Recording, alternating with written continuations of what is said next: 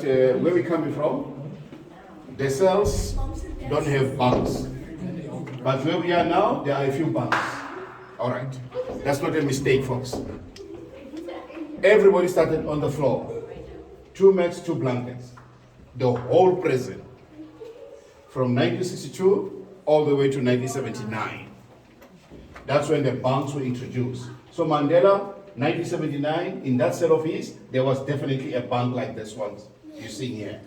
A bookshelf, which was wooden, a table, a chair, also wooden, and a mounted cubicle on the wall. All the cells were like that, eventually. But remember, first, minimal, very few things inside the cells. Second, I hope you also notice that it's nice and shiny, beautifully painted. This prison was never like that. At all. It looked like this. This is the true representation of how prison would have been like during our time. Now, this is C block. For one to be here, 20 upwards. With the Mandelas, they were said to be those who were the most dangerous, the most influential in the top leadership of their positions. So definitely, I'll never be that side. All right. Now remember I said, I left the country and went to exile. And I lived in the first country being Tanzania, the second country, Angola. Angola was the shortest, 6 weeks. Just woke up one day and I was thinking to myself, no, so you know what? You can't be running away from South Africa, possible death or prison, and here you're in Angola, you're going to be killed by a mosquito. So I just up and left, went to live in Zambia, in the capital Lusaka, a place called Kaunda Square, and much, much better there, of course. 1984, we are commissioned to go to Swaziland, establish a camp there, and the instructions were very simple, folks. This was an extraction operation of 2 guys, John and Craig, who over the years were giving us valuable political intel, working right inside the seat of power, the union buildings during the presidency of Peter Botha about South Africa's international relations. But somehow compromised, lives in danger, and we are now asked to go and extract these 2 out to safety. So we come up with this plan of the extraction point, the corridor, everything else that needs for people to be whisked to safety. What we're not aware of was that this information was being shared with security police, so they led an ambush and they killed 5. The 3 advanced team, 2, the guys, John and Craig, so 5 were killed there.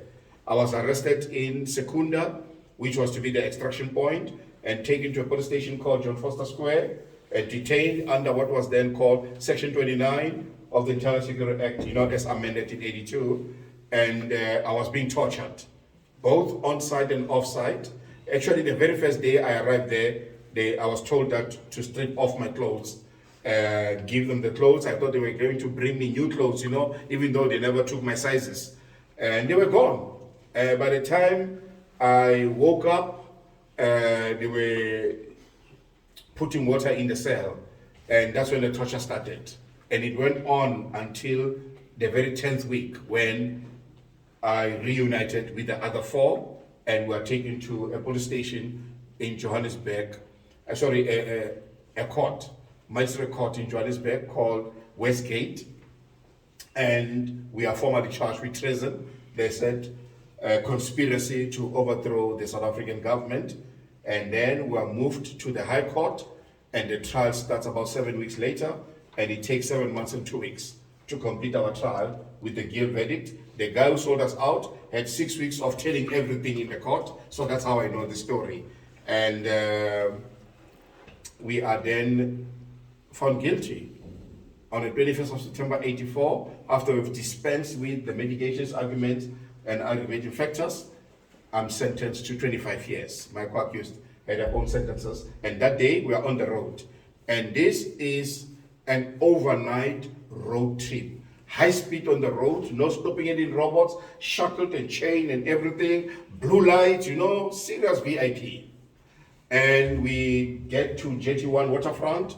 We get onto this ferry, straight down to the hull, locked there, and takes over an hour to get to the island. That is how, folks, I arrived here. And 20 September 2009, officially, that would have been my date of release from this prison. But then thanks to Mr. Mandela, talking to the apartheid president, F.W. de Klerk, they come to an agreement about the way forward. And part of that is the release of all political prisoners, including Mandela, unconditionally, and the expungement of our records. So for me, these two things came to pass. On the 27th of April 91, 50 of us are put on this ferry called Dias, and off we go. Now, as the ferry is inching its way towards the waterfront, we are thinking that, you know what, we've been looking at this mountain for such a long time.